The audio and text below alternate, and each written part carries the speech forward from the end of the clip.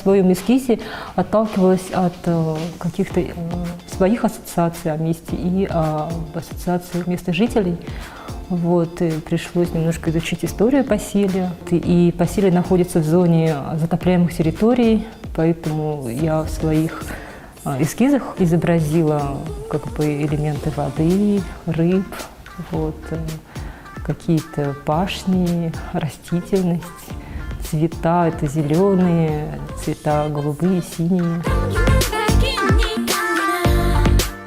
Мы сначала все вот обрисовали силуэты с помощью мела и будем заполнять это светлым зеленым цветом, чтобы это казалось таким фоном, вот именно что. И как раз акцентом будет каллиграфия монгол бешек и красное солнце с надписью «Сыну».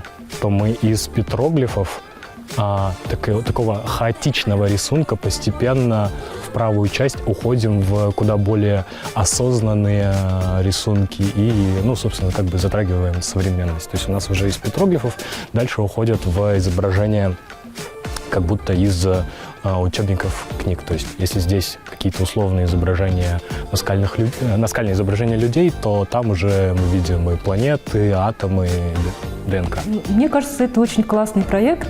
Вот, он объединяет много разных людей, какие-то разные организации. И это очень круто, и это очень важно, потому что целью таких социокультурных проектов привнести что-то новое, положительное в нашу обыденную повседневную жизнь.